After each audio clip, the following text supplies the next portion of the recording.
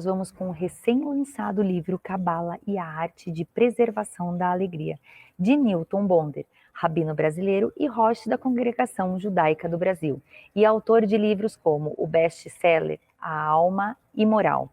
O mediador dessa mesa é Patrick Santos. É com vocês. Essa mesa é um oferecimento da editora Rocco. Vai lá, Patrick. Obrigado, Helena. É uma honra, uma satisfação estar participando de mais uma mesa aqui na Flipossos, né? Muito legal, um dos grandes eventos literários do país. E uma satisfação enorme estar dividindo essa mesa aqui com o rabino Newton Bonder, pessoa que eu tenho um profundo respeito e admiração. Sou leitor dos seus livros, também assisti a peça, A Alma Imoral, assisti o documentário, enfim. Eu bebo muito dessa fonte do Newton, então, para mim, é uma alegria muito grande estar passando essa hora aqui com ele, falando um pouquinho, né, como a própria Helena disse, desse último livro, né, que ele está publicando, entre tantos outros, né? Se eu não me engano, depois ele vai falar com a gente aqui, acho que são aproximadamente 20 livros, né? Um trabalho muito, muito árduo, muito interessante do Newton, que acho que a Helena já fez uma breve apresentação, acho que dispensa comentários. Newton, seja muito bem-vindo a 2020. Muito legal estar falando contigo novamente. Seja bem-vindo. Obrigado, Patrick. Também honrado de estar aqui na Flipossos. Com certeza preferia estar aí, né, que essas feiras literárias são extremamente... o nosso tema é alegria, e as feiras, como o nome diz, feira é um espaço de alegria, né? Uma celebração de uma área da vida. Então, as feiras do livro, tudo que tem a ver com livro, celebrativamente, é muito especial. Espero que nos próximos anos a gente possa estar juntos aí, pessoalmente, vivenciando essa experiência de feiras. Exatamente. Vai lá, por favor. Não, só dizer isso. Muito honrado e contente de estar aqui contigo também, Patrick. Ô Newton, e vamos então falar um pouquinho, exatamente por a gente estar remotamente, né, muito em função do que a gente está vivendo, né, nesse período de pandemia, de pós-pandemia, a gente ainda não sabe, a gente ainda está no olho do furacão, de alguma maneira, ainda que aquele isolamento total, de alguma maneira, já ficou para trás, mas, enfim, a gente ainda não sabe muito o que vai acontecer. Mas eu queria começar, antes da gente entrar exatamente no seu livro, né, A Cabala e a Arte da Preservação da Alegria, para a gente falar um pouquinho mais sobre o que você traz nesse último livro, eu queria um pouco o seu olhar sobre esse momento que a gente está atravessando. Eu lembro, e eu falei contigo, foi bem no começo da pandemia, lá no podcast 45 do Primeiro Tempo, que eu faço lá na Jovem Pan, e eu me lembro de uma frase que você disse o seguinte, Newton: 2020 é uma espécie de um ano sabático do mundo. Né? Você usou exatamente esse termo, um ano sabático para o mundo, falando um pouco da pausa, né? Que às vezes a gente precisa parar e o mundo, de alguma maneira, parou, ainda que traga uma série de mortes, a gente sabe tudo o que está acontecendo, mas, de alguma maneira, da noite para o dia, o mundo parou. Né? E agora está vendo que, para continuar numa metáforazinha do futebol, para ver que bola que ele vai jogar nesse segundo tempo. Né? Então, eu queria, primeiro, o teu olhar um pouquinho sobre esse momento, como é que você está vendo essa fase que a gente está vivendo. Melhorou, piorou, o ser humano vai evoluir? Eu queria, primeiro, as suas considerações sobre essa questão, Nilton. Eu acho que a gente... nós estamos... O jogo vai continuar. Né? Por mais bizarro que possa ser um jogo de futebol, a gente continua com as mesmas regras, a gente continua com a mesma... O mundo vai voltar a jogar seus jogos. A gente, com certeza, experimentou um daqueles momentos em que você está jogando aqueles joguinhos que ensinam sobre a vida e o destino, aquele famoso cair naquela casa que diz retroceda 3 espaços. Né? Perfeito. Então, assim, a vida é cheia disso e a gente está num retroceda 3 espaços. Claro que nesse retroceder tem perdas, tá? Aqui no caso, perdas algumas de vida, que é uma coisa, tá, que você não tem como repor, mas a verdade é que a vida ela continua E eu acho que é muito interessante a gente perceber o quão... eu acho que essa é a grande diferença de 100 anos atrás, quando a gente teve uma experiência semelhante, né? Né, do ponto de vista da questão de saúde, dos medos, das divisões entre as pessoas, tudo muito parecido. E isso é interessante como a evolução ela é muito mais lenta, a reação humana ela é muito semelhante. Esse ser humano do século XXI é assustadoramente muito parecido, apesar de todos os avanços que a gente fez em leis, em compreensão, em mudanças de comportamento. O ser humano nesse lugar mais primário, muito semelhante ao ser humano dos 1900. Isso é muito parecido com a sua bisavó, com a sua avó, seu avô, né? As reações, a maneira de lidar com a vida é muito semelhante. Ao mesmo tempo, você tem, sem querer prever o que vai ser o futuro, porque o futuro, ele, de novo, assim, essas previsões, elas estão sempre... primeiro, elas são muito imbuídas dos nossos interesses, das nossas políticas. Quando você faz uma previsão, é muito difícil. Já pensar é muito difícil você ser uma pessoa imparcial. Quando você projeta para o futuro, não tem como ele não desviar e ir para o lugar que você quer, né?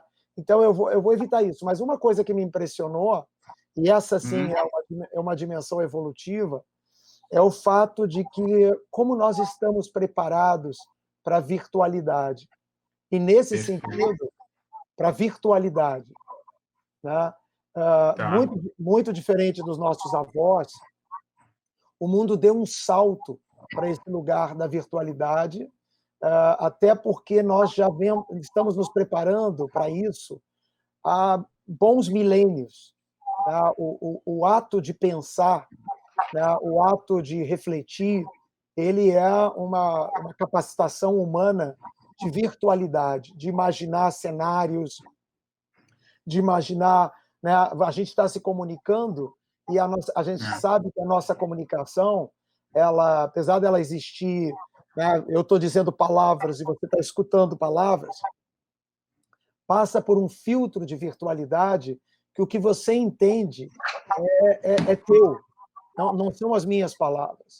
Então, assim, o ser humano vem se preparando para esse lugar impressionante, que é a capacidade de não estar em pessoa, de estar vivendo nessas bolhas virtuais, e o futuro vai trazer essa novidade, onde, além dessas experiências ao vivo, né, pessoa a pessoa, né, por mais que a gente queira rejeitar isso, porque a gente sabe que isso pode nos levar a um mundo artificial, plástico, etc., mas a verdade é que nós todos estamos muito preparados para isso, cada vez mais preparados para existir nesse lugar, né, vivermos em bunkers, e vivermos intensamente em bunkers, algo que é impossível a um outro ser da natureza. Ô, Newton, no teu documentário, né, da Alma Imoral, você diz o seguinte, né, que eu acho muito interessante, e de que maneira ele conversa um pouco com essa transgressão que você fala muito no documentário. Você diz o seguinte, né, que a transgressão é o elemento capaz de renovar a vida, de impulsioná-la para um novo horizonte de possibilidades. De alguma maneira, um pouco isso que você está falando também da nossa própria evolução, né? E essa transgressão, essa possibilidade de mudanças, eu estou querendo trazer um pouco para esses dias atuais que a gente está vivendo, né? E você diz que essa transgressão está localizada na alma, né? Está na alma, isso fica muito claro no teu projeto do documentário, no livro também, mas acho que ali no documentário ficou muito claro isso, de alguma maneira. Trazendo um pouco para esses dias atuais, que tipo de transgressão, acho que não sei se é essa a palavra, mas que tipo de transgressão a gente precisa, o ser humano precisa para atravessar este momento, e aí seguindo tudo isso que você acabou de dizer, né, nesse processo de evolução, porque a transgressão é evolução, né? Eu acho que você, entendendo bem o que você quer dizer com essa transgressão, né? Fala um pouquinho sobre isso, né? Fazendo uma costura do que você fala no seu documentário, com esse momento de uma certa transgressão que a gente precisa ter para entender esses novos momentos e o que se avizinha aí para todos. Não sei se eu fui muito claro na pergunta, mas eu queria que você falasse um pouquinho nessa transgressão. Para mim, isso foi claro. Não sei se para as pessoas que estão assistindo, mas para mim, muito claro. E primeiro dizer que aqui, até dizer para as pessoas que está disponível no YouTube esse documentário. Ah, legal. E nessa época que está todo mundo procurando aí em todos esses canais diferentes aí o que ver e o que fazer, que está disponível no YouTube gratuitamente para quem quiser, basta botar Alma e Moral no YouTube e vai achar. Que legal, porque eu tinha assistido pelo Curta, acho que foi Isso. pelo Curta. Agora, que legal que está disponível, que ótimo. Está disponibilizado. Que legal. Exatamente. Então, quem quiser é só botar e ver. Mas, sim, eu falo nesse conceito de alma e moral justamente de algo que é o grande recurso humano. O ser humano ele se destacou das outras espécies, que são todas evolutivas, porque a gente turbinou esse processo. Nós somos... É claro que a gente evolui, mas não é só evoluir, você tem que se adaptar. O processo evolutivo, ele não é só um processo de transformação, ele é um processo de transformação e adaptação. Né? Porque muitas vezes você transforma e não sabe se adaptar, e isso não dá muito certo. Né? É como a gente às vezes faz movimentos de vida, né, em que a gente toma coragem e salta, né, lá do trampolim, só que você não tinha condições, pulou com coragem, mas você não sabe nadar, vai chegar lá embaixo, eu não devia ter pulado o trampolim, não, tinha que ter ficado quieto. Então, são duas coisas que têm que vir juntas. E eu acho que é interessante entender, porque eu uso a palavra transgressão, ela não é exatamente só a coragem de pular do trampolim, que a maioria das pessoas pega essa noção, tem que fazer isso, tem que chutar o pau da barraca. Tá? Sim, é chutar o pau da barraca, mas tendo uma, digamos assim, uma construção dentro de você capaz de segurar a onda do que vem depois de chutar o pau da barraca. Então, assim, a transgressão, ela não é um ato, ela não é equivalente ou sinônimo à desobediência. Ela muitas vezes toma a forma de uma desobediência. Às vezes, a transgressão é uma obediência. Perfeito. Tá?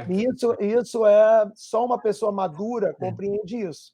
Então, o chamado da alma e moral é para essa maturidade, né? Seja de um ser humano na sua existência, quanto do ser humano no seu trânsito pela existência, onde muitas vezes você tem que abandonar o espaço do conforto, a zona de conforto, o lugar que já é conhecido, e empreender uma viagem por lugares inóspitos, porque são desconhecidos. Tá? Mas assim, não é uma equivalência entre transgressão e desobediência. Perfeito. E foi assim ao longo da história, né? A gente também vai evoluindo com essas transgressões, e acho que no documentário fica muito claro isso, né? Esses movimentos, quando a gente aceita e traz ele, e coloca ele em prática, a gente traz junto um processo evolutivo que eu acho muito fantástico do documentário. Agora, Hilton, vamos falar um pouquinho do teu livro, né? O seu último livro, A Cabala e a Arte da Preservação da Alegria, né? Fala um pouquinho sobre esse livro e eu já emendo um pouquinho também. É possível a gente ser feliz nesse mundo em que estamos vivendo, né? Como é que você vê? Aliás, acho que seria interessante você falar um pouco de alegria e felicidade, que são coisas um pouco, acho que diferentes, mas eu queria, acho que te ouvir para a gente entrar um pouquinho no conceito desse seu último livro. Então, primeiro deixa eu explicar um pouquinho o que é essa série, porque essa série é um pouco assim, ela é um pouco hermética. Ela traz tudo que tem título grande é complicado e de verdade em parte é uma ousadia, em parte é uma regressão minha como escritor, deixa eu ver se eu consigo me explicar, até interessante nesse conceito de alma e moral, onde até a regressão, porque a gente sempre imagina que a evolução é ir para frente, e a evolução pode ser regressiva. O que quer Que dizer? interessante. É interessante. Você É pode, isso mesmo. você pode voltar a um lugar. Quantas vezes a gente faz isso? De voltar a um lugar que você acha que já passou por ele, mas você reconhecer que ali tinha tanta coisa que você não entendia, que Perfeito. voltar atrás é um ato evolutivo. É como aquelas crianças, os pais ou a escola, toma a decisão de você não passar de ano e repetir de ano, que para tanta gente é um dos atos mais evolutivos experimentados na vida. O fato de não ter passado de ano, de não ter sido empurrado num processo caótico de ir para frente, sem a capacidade de realmente absorver o que você está aprendendo, o que você está tendo que viver, que essas santas regressões elas têm uma função, né? Então, por que eu digo que é uma regressão? Porque lá atrás eu escrevi uma trilogia que, na verdade, me catapultou no mundo né, editorial e também como escritor, que foram aquelas 3 cabalas do dinheiro, da inveja e da comida. Da comida. Foram muito populares no final dos anos 80. Sou meio ali daquela época em que havia um interesse, começava um interesse, né, pré toda aquela coisa que você tem do interesse em cabala, esse mais pop que a gente tem hoje, com aquelas figuras de Hollywood que se interessaram, é anterior a isso. Mas eu lá atrás, eu tive digamos assim, uma percepção intuitiva que é essa que eu estou voltando atrás. Que eu trabalhava esse conceito de cabala, que para a maioria das pessoas é algo muito estranho, mas cabala é simplesmente uma forma, são alguns recursos de interpretação que os sábios no passado usavam. Tá? A interpretação é uma coisa sempre maravilhosa.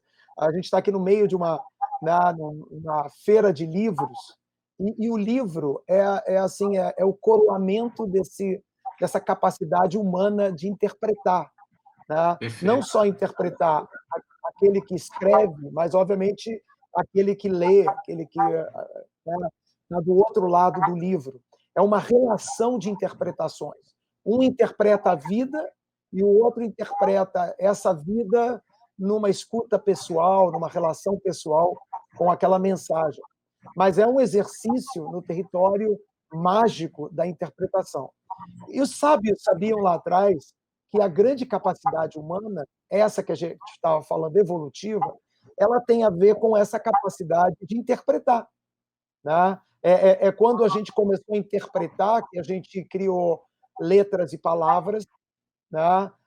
Porque só quem sabe interpretar pode lidar com esses signos. Né? É muito mais fácil, numa dimensão bastante concreta e objetiva, eu te dizer que um livro, né? Se eu quero falar de um livro, eu chego e aponto para você o que é um livro, o que é uma árvore, o que é uma maçã, o que é uma montanha. Então, assim, para você entrar no mundo das palavras, você teve que ter maestria sobre a interpretação. Razão pela qual toda a sabedoria humana ela é uma forma de interpretação. E a cabala é uma forma, digamos assim, o top, né? O lugar mais, digamos assim, PhD, né? De maestria da capacidade interpretativa. Então, o que aconteceu? Nos últimos 3 anos, né, eu fui convidado para fazer um trabalho na Alemanha com um grupo que trabalha sistemas, né? A ideia de sistemas. E eles fazem um trabalho muito interessante para a área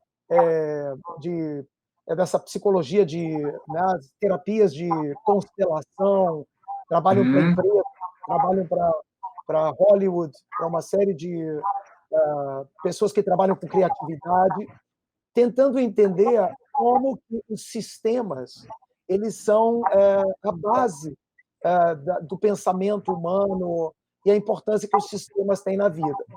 E quando eu fui convidado para dessas palestras, eu comecei a pensar que, lá atrás, de forma bastante intuitiva, digamos assim, tentei trabalhar esse conceito de cabala, não nesse lugar místico, né, esotérico, mas exatamente como uma maneira interessante de criar plataformas sistêmicas. Parecem palavras muito difíceis, mas não são. É uma plataforma sistêmica de pensar alguma coisa. Por exemplo, se você quer entender um sistema, a gente inventou as estações do ano, que são a coisa mais óbvia. Né? Você diz que tem primavera, verão, outono, inverno. Não existe esse sistema. Existe um Sol, né, a Terra que gira em torno do Sol, e isso causa essas estações. Nós aqui embaixo, para entendermos melhor e trabalharmos com isso, seja do ponto de vista do clima, seja do ponto de vista da ciência ou do poeta, nós criamos um sistema que é esse sistema. Então, quando você cria uma plataforma, você dá a você mesmo instrumento para entender alguma coisa com mais qualidade. Isso a minha questão regressiva. Interessante. Eu digo, eu já tinha entendido, sem ter entendido direito, que eu estava trabalhando dessa maneira. Que quando eu falava lá atrás da cabala do dinheiro, eu queria entender o dinheiro, mas não entender, vamos falar sobre o dinheiro. Eu vou ficar limitado. Antes de falar do dinheiro, eu quero criar uma plataforma para poder falar do dinheiro, assim como eu falo do sol e da terra, primavera, verão, outono, inverno. Qual é a plataforma do dinheiro para eu entender o dinheiro mais profundamente? Então, assim, eu fiquei interessado em voltar para esse lugar e trabalhar essa ideia sistêmica, né, como uma chave da sabedoria.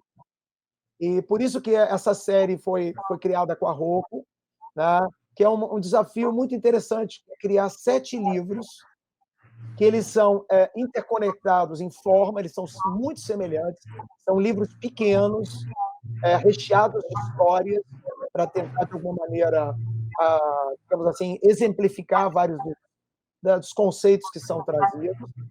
E aí, o que eu estou preocupado? Eu estou preocupado em mostrar para as pessoas como que elas podem aprender a arte da interpretação criando um sistema, uma plataforma onde elas possam olhar a vida com mais profundidade, ao invés de encarar uma temática, tem essa plataforma para ser mais profundo, mais reflexivo. Então,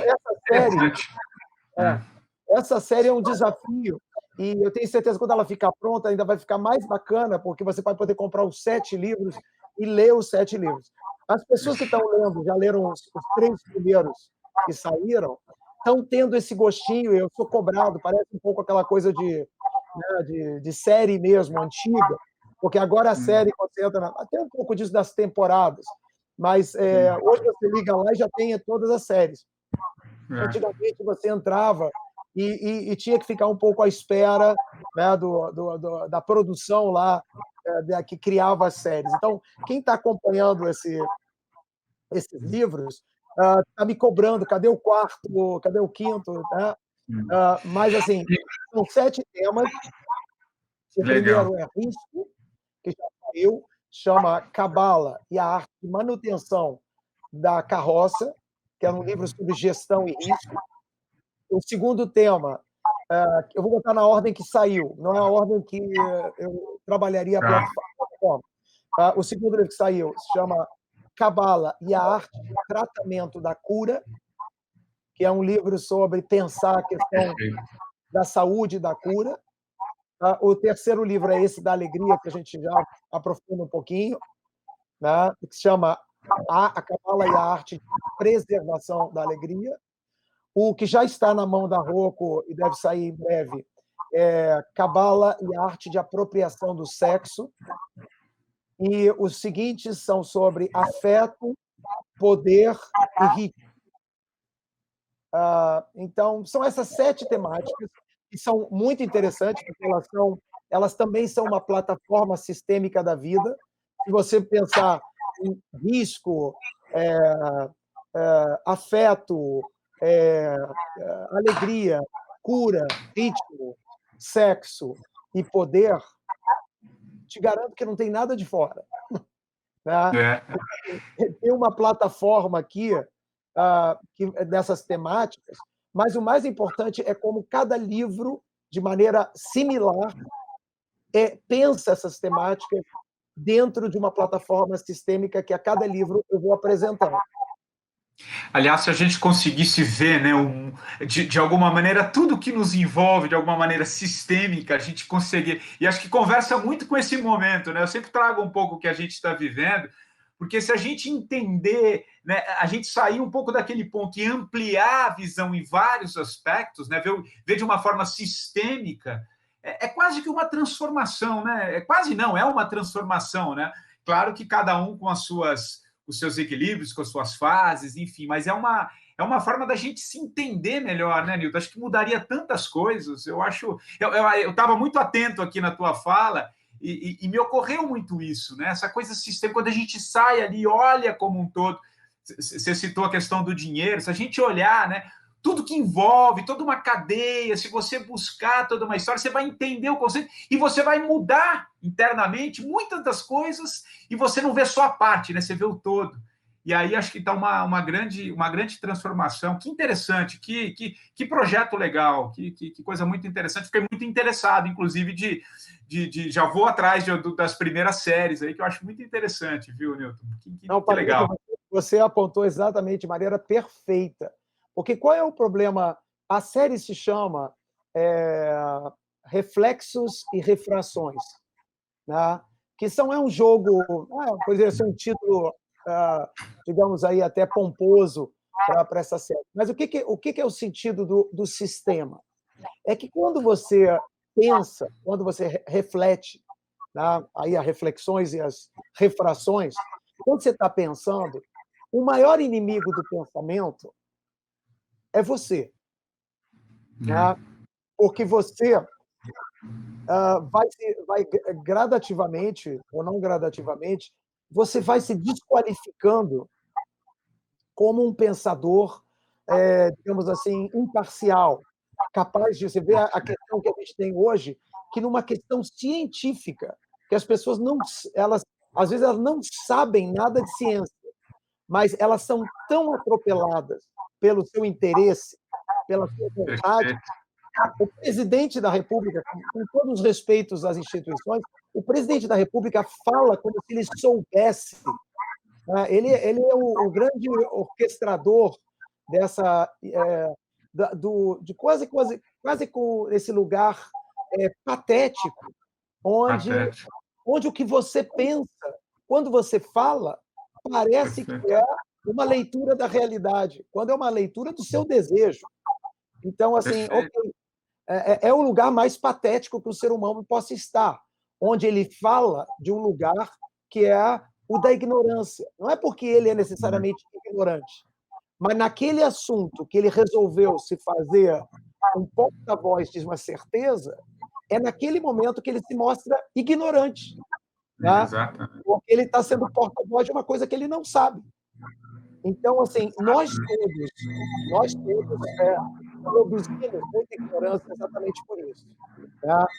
Nesse lugar que a gente assume essas certezas que não vêm de conhecimento, vem de um lugar da vontade da gente.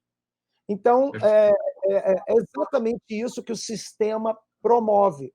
Ele audita num lugar reflexivo. Ele parece assim, mas do ponto de vista lá da frente, ou do ponto de vista de lá de trás, ou do ponto de vista da direita, ou do ponto de vista da esquerda, como é essa temática? Como é o dinheiro? Como é a alegria?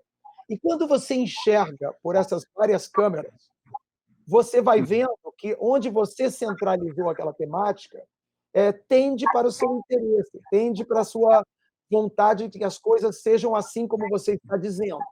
Mas elas não são. E o sistema, ele ancora você na realidade e faz você ficar, se não mais sábio, menos ignorante. Interessante, muito, muito interessante.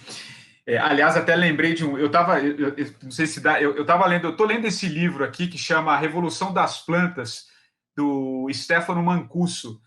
É um italiano, um biólogo, e ele fala como que a gente pode aprender com o mundo vegetal uma série de questões, porque a inteligência ela não é diferente da nossa inteligência que está centralizada, não, a inteligência do mundo vegetal está distribuído, né? E acho que quando você distribui isso, a gente aprende tantas coisas, e tanto que muitos sistemas, até a NASA tem uma série de estudos, e tenho certeza que grandes grupos estão entendendo como é que a gente pode distribuir um pouco esse sistema de uma forma mais... a questão não é igual, mas para a gente conseguir ver por vários aspectos como a inteligência molda muitas coisas. Mas, enfim, a gente não está falando desse livro, mas a gente está falando totalmente disso, porque num lugar sistêmico, o que o biólogo está falando? Ele está apresentando a vida. Você vai ver que, inclusive, nessa série toda, o sistema que eu uso, semelhante ali a primavera, verão, outono, inverno, eu uso também um sistema quaternário, que é a dimensão física, a dimensão emocional, a dimensão intelectual e a dimensão espiritual.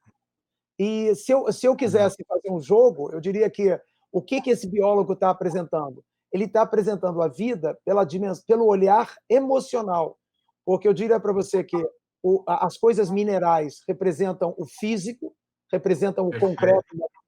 O mundo vegetal introduziu a presença da emoção, né? Tem todo um sistema de sensibilidade quase nervoso, né? A sensibilidade vegetal, ela é uma novidade na vida.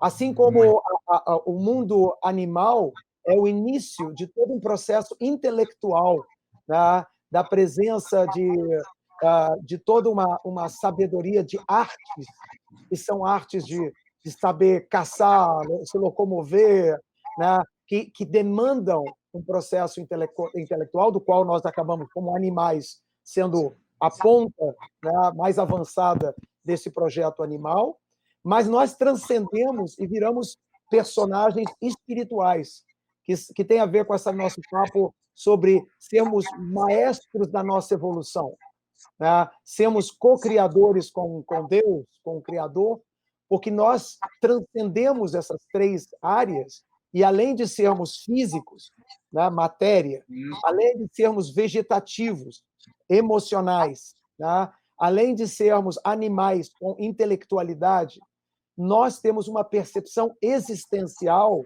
que é capaz de turbinar a evolução, que é capaz de atrapalhar a evolução. A gente é um personagem muito ativo, é isso que a gente está descobrindo. Legal.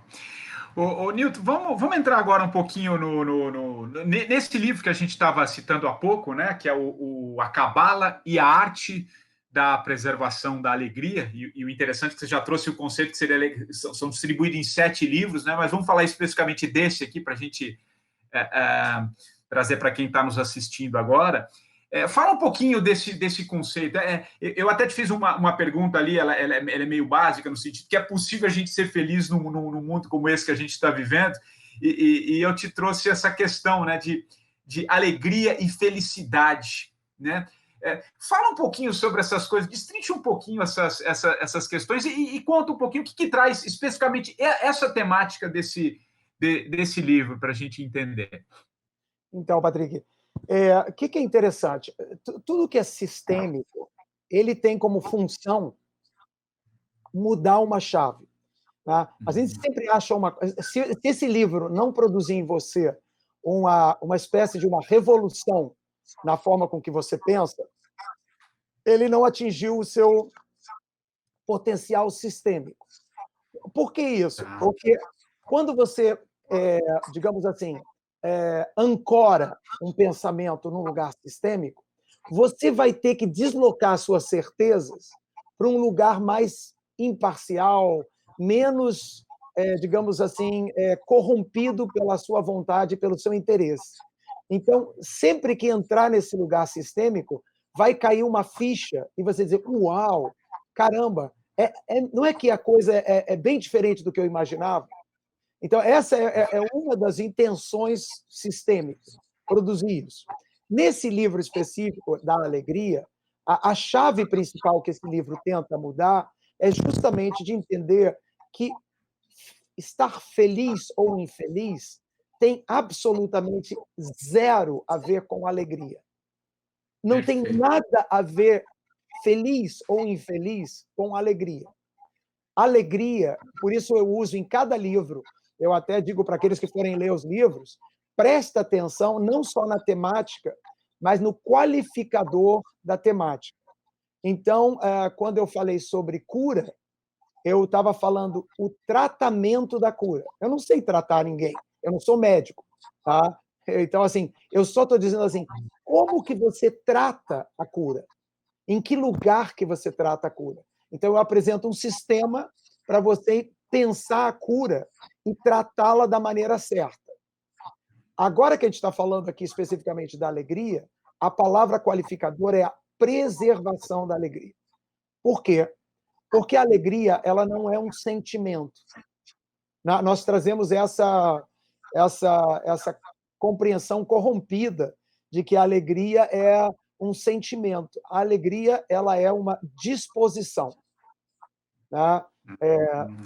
Nos livros, eu não vou entrar muito nisso, leiam os livros, né? Mas ali eu explico que existem certas questões nessa plataforma das 7 temáticas. Algumas são relativas ao mundo externo, algumas são relativas ao mundo interno de você mesmo. Poder, sexo e alegria são disposições da vida. Não tem nada a ver com o mundo externo. Se o mundo externo está bom, me favorecendo, ou se está ruim, me desfavorecendo. Então, o que é alegria? Qualquer pessoa nasce alegre. O bem-estar, o desejo de viver, a vivacidade, ela é a alegria. Qualquer bebezinho nasce alegre. E um bebê, quando ele está sorrindo, ou quando ele está chorando, com aquelas goelas de revista em quadrinho, lá com as amígdalas saltando para fora, ele está profundamente alegre, porque a alegria é uma disposição a sentir coisas, qualquer coisa. Se são coisas boas, né, o sentimento vai ser um sentimento de bem-estar e tudo mais, né? E uma pessoa alegre reage a isso rindo, saltando, dançando. Né? Se o mundo externo estiver trazendo para você sensações que são sofridas, que trazem para você todo tipo de experiência que é de desconforto, uma pessoa alegre, ela reage a isso com disposição. Ela chora, ela reclama, ela vive como um ser que tem a disposição para viver a si mesmo. Então, qual é o grande problema de todos nós? É que quando a gente vai crescendo e no processo de formação, nós vamos perdendo a capacidade de preservar a alegria, que já é inata. E você vai morrer com ela. Tá? O que você perde é a capacidade de acessá-la, de preservá-la na sua relação com o dia a dia. Então, você vai ver que uma pessoa deprimida, ela é uma pessoa que quer desligar os sentimentos. A disposição dela para sentir é zero. Ela quer ir para a cama, me deixa em paz, quarto escuro, silêncio, quero dormir o dia inteiro. Ela quer desligar as emoções. O que é uma criança que está 0 quilômetro? Ela não quer dormir nunca. Tá? Ela quer viver as emoções todas. Ela está enlouquecida com a aventura das emoções. As que fazem rir e as que fazem chorar. As que fazem ela cair no chão e doer o joelho e ela chora, tá? Mas ela cai e chora alegre. Ela não pode, em algum momento, transformar a alegria como algo que é dependente do que acontece do lado de fora. Ao fazer isso, você vai misturar, vai dar um curto-circuito, que é muito comum no ser humano, e que vai gerar uma coisa que não existe. O que não existe? Tristeza. Tristeza, não existe uma disposição à tristeza. A tristeza é uma construção da perda de capacidade de acessar a sua alegria, né, de preservar a sua alegria, e ela é fomentada pelas coisas felizes e infelizes que acontecem na sua vida. Se você atrelar a suposta alegria a essas coisas, você pode acabar triste, ou seja, sem acesso à disposição de alegria que é inata em todo ser humano. Interessante, né? E essa alegria como disposição, né? Porque a gente sabe da alegria porque tem a tristeza, a gente saber um pouco esses desenhos da própria formação humana, né? É muito interessante. Mas você quer ver uma prova dos 9? Uma prova dos 9. Claro. Se acontece uma coisa boa, nem sempre você fica alegre. Se você não souber o caminho para a alegria, que ele não precisa de uma coisa boa, ele precisa só de estímulos da vida. E você querer acolher esses estímulos. Mas nós fazemos um curto-circuito, né? Então, é uma prova dos 9. Quantas vezes acontecem coisas felizes e você não fica alegre? Por que você não fica alegre quando acontecem coisas felizes? Às vezes você é surpreendido que você ficou alegre no meio do dia e não teve aquela boa notícia. Às vezes é frustrante que você recebe uma notícia que você queria muito e ela estou muito feliz, mas você não ficou alegre. Por quê? Ela revela quão desconectado as coisas são, né? E você deveria aproveitar essa dica para, primeiro, entender o seguinte: isso é uma excelente notícia para todos nós. A nossa alegria de viver, né, que é a base de tudo, essa disposição, ela continua aí dentro.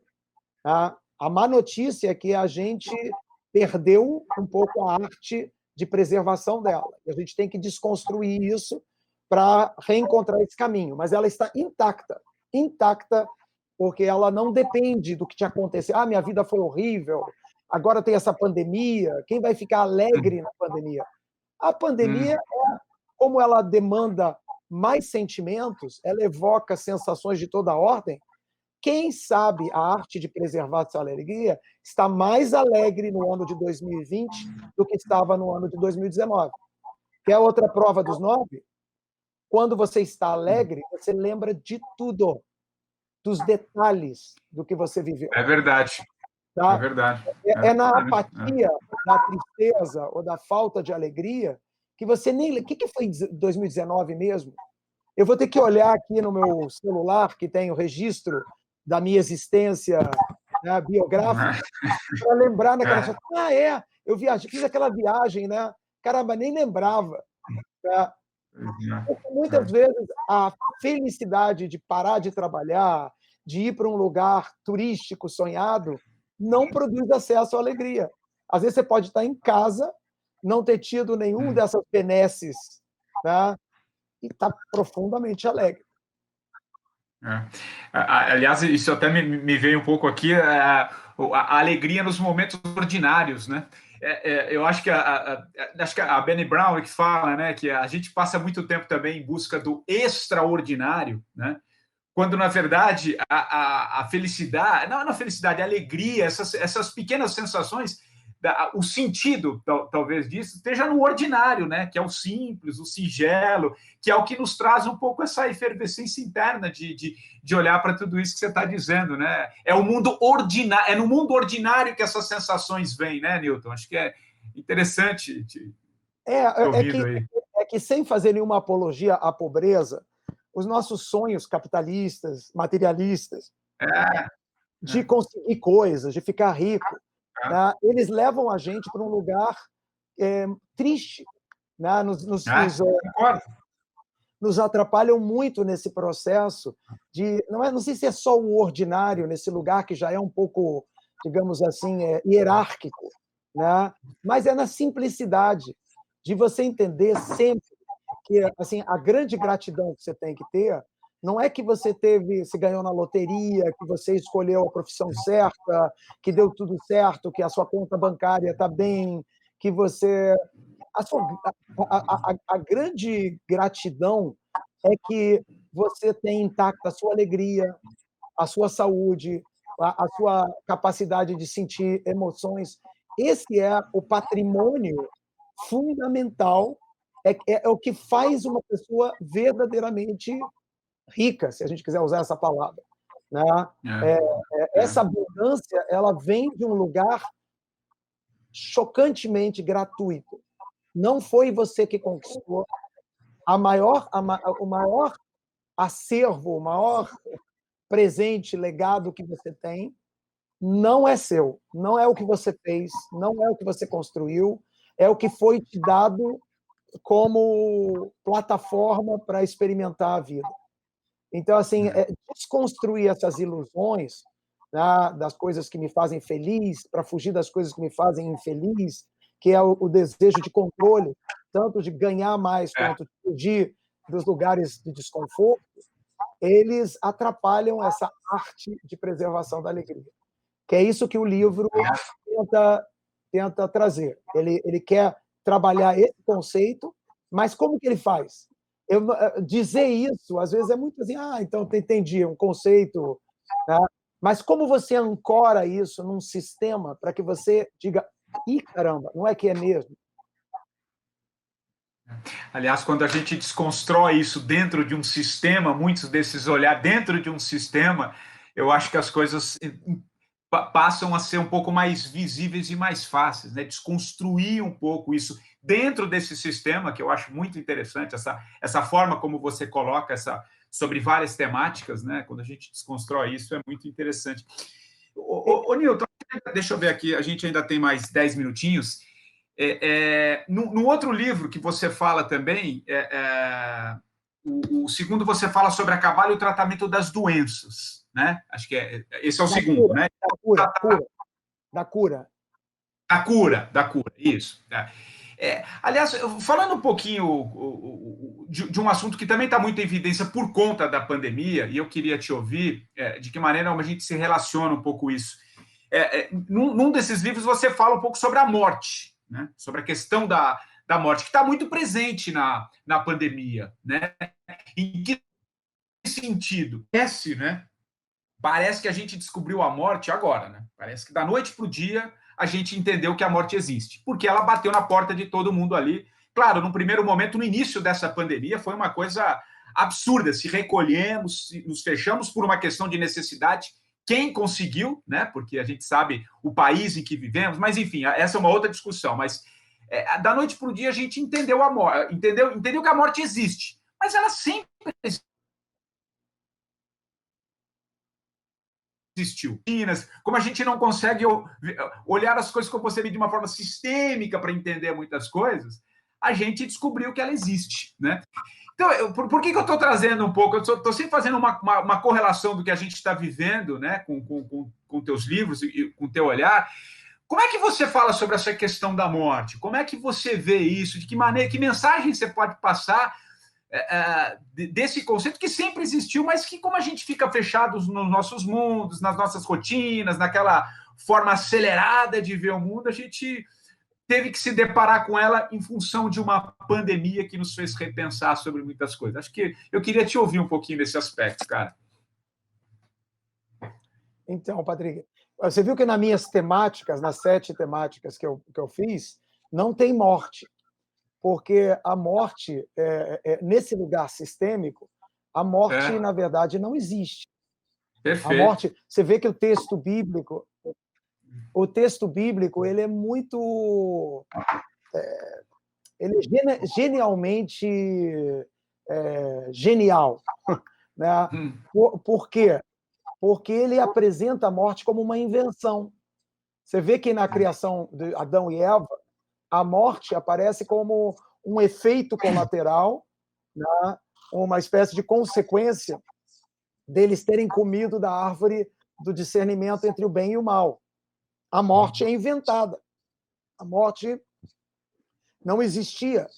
E eu trato a morte nesse livro, das 7 temáticas, Eu trato da morte quando eu falo do afeto, porque a morte tem a ver com o universo dos afetos, né? E a morte ela não existe, só existe a vida, né? Que começa e termina. Nós inventamos o conceito que é assim, depois de mim, que será depois de mim? Como será esse momento de morrer? A gente inventou esse conceito, né? Só existe um outro conceito, é a experiência de abrir os olhos e dizer, estou vivo, né? Experimentar a vida. Então, a morte é uma dessas complexidades que tira a gente da simplicidade. E a gente vive nesse terror de uma coisa muito... O que será? O que será depois da morte? Existe vida depois da morte? É uma viagem absurdamente de reflexos e refrações das nossas cabeças, uma virtualidade que, se você não ancorar num sistema, você vai se perder, e a maioria das pessoas se perde, e aí a vida fica... Olha só que interessante, a morte se associa à tristeza. A tristeza não existe, assim como a morte não existe. O que existe é uma alegria ou ausência de alegria. Existe a vida ou a ausência da vida. Mas isso é um elemento totalmente virtual da cabeça humana. E é um peso na nossa existência gigantesco. Então, o texto de Gênesis é brilhante quando ele diz: o ser humano vivia num paraíso. Ele vivia para sempre. Quer dizer que Adão e Eva eram eternos? Isso que a ciência, num lugar totalmente delirante, sonha de dar ao ser humano 150, 200, o ser humano que não morrerá mais. Isso é uma loucura, é uma complexidade que vai trazer muita tristeza, além de ser insustentável, né? Tem alguma coisa aqui que é ignorante nessa proposição desse sonho de consumo humano. Então, é muito interessante a relação entre a morte e a tristeza, e a vida e a alegria. E eu te garanto, tanto a tristeza quanto a morte não existem na natureza. São virtualidades da cabeça humana. Legal. Newton, a gente está aproximando aqui, acho que tem mais 7 minutinhos, e como a gente também está numa feira literária, né? Como a gente está, não, a gente de fato está numa feira literária, eu tenho certeza que muita gente também tem a curiosidade de saber um pouquinho o que você está lendo, né? Assim, eu sei que você adora ler, você sempre indica, traz sempre bons olhares sobre muitas coisas, você escreve também, porque você também lê muitas coisas, enfim. Compartilha um pouquinho com quem está aqui. O que você está lendo? O que você indica? O que você tem descoberto aí ultimamente? Enfim, seria legal, já que para a parte final aqui do nosso papo. Eu estou num momento, assim, eu confesso que eu me meti nessa enrascada de escrever 7 livros, né, que foi até muito providencial para esse momento de pandemia, para ter o que fazer, né, em casa. E eu te confesso assim, que eu tenho direcionado muito a minha leitura, até interessante, assim, eu fiquei muito pesquisador. Então, assim, eu voltei, porque nesses livros, eu nem mencionei isso, mas nesses livros, para poder trabalhar sistemicamente, que é um elemento importante, o que é trabalhar sistemicamente? É fugir de mim mesmo. Então, assim, eu quero fugir de conceitos, de ideias, em que eu digo assim, eu acho que é isso. O único lugar que eu encontro facilidade em transitar por esse território são as histórias, que eu sempre tive um interesse muito grande. Então, assim, eu confesso que eu estou numa época que eu estou lendo muito short stories, pequenas histórias, contos, e tentando fazer um lugar, porque a história ela é muito interessante, ela não tem uma moral, ela nunca termina assim, e aí é isso. Apesar de você dizer assim, entendi, foi você que entendeu, né? Ela convida a pessoa, a mexer com essas chaves, e ela mesma concluir sem ter alguém predicando, alguém com a razão, o sábio que sabe tudo, dizendo para você o que você tem que fazer. Que eu acho que é um lugar horroroso. Inclusive, como rabino, é um dos lugares mais difíceis para mim, que é ocupar um lugar onde as pessoas vêm e dizem assim, fala aí o que é.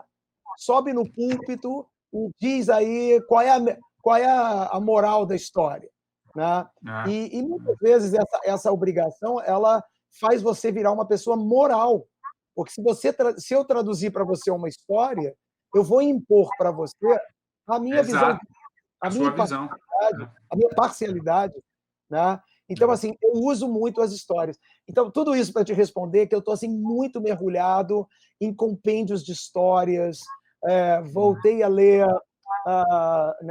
não só coisas muito clássicas, mas ler algumas, a figura de Shai Agnon, que eu recomendo muito, as pessoas têm alguma coisa em português, que é o Prêmio Nobel, um Prêmio Nobel dos anos 60, acho que foi 66 que ele foi Prêmio Nobel de Literatura. Shai Agnon, são geniais as histórias dele. Né?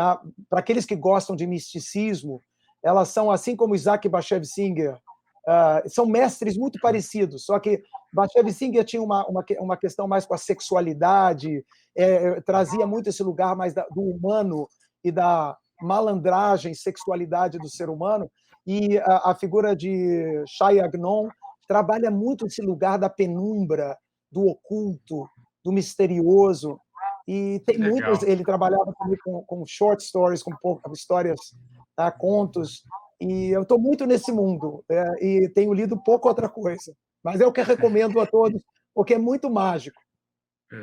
Que legal. E eu me lembro um livro que você indicou lá na conversa que eu tive, que nós tivemos bem no início da pandemia também, que eu até abri aqui, que é Os 7 Anos Bons, do Etgar Keret. Acho que é um livro que você indicou para os ouvintes lá do 45, e é muito interessante mesmo. Eu tenho por hábito, eu gosto de pedir essas indicações porque eu gosto de beber muito, né? Beber no sentido da leitura, né?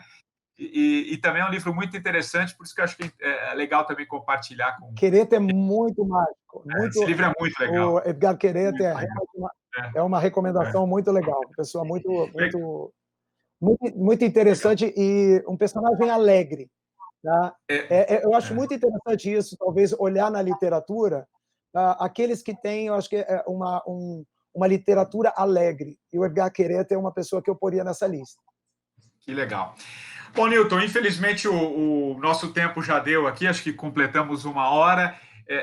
Enfim, eu queria muito te agradecer, é sempre uma grande oportunidade de aprender contigo. Adorei esse conceito, acho que quem acompanhou aqui essa mesa também, acho que deve estar muito interessado nesses livros, nesse conceito que você, como você disse, né, você já vinha trabalhando isso há um tempo, e é legal quando a gente sente a hora, né? Quando aquilo, acho que é isso aqui, eu vou colocar no papel, literalmente, e vou trazer alguma coisa que já estava me martelando, que de alguma maneira vinha e você foi lá e materializou, né? Então tem muito conteúdo, é muito interessante também. Vou ficar aguardando, quero ler também, e tenho certeza que muita gente que nos acompanhou aqui também. Então, queria muito te agradecer. Eu acho que a própria coordenação, não sei se a gente volta para eles agora, imagino que sim, acho que para o palco ali, mas eu queria muito te agradecer, viu, Newton? E já deixar o convite em breve para a gente fazer um outro papo lá na Jovem Pan, tá bom? O maior prazer, Patrick, te agradecer aí sempre esse companheirismo inteligente aí de trocar nessas falas. Legal. Muito obrigada, então, Patrick Santos, Newton Bonder, com essa mesa incrível. Também quero ler esse livro, viu, Patrick? Falou tudo aí. É um oferecimento da editora Rocco essa mesa. A gente agradece muito, então.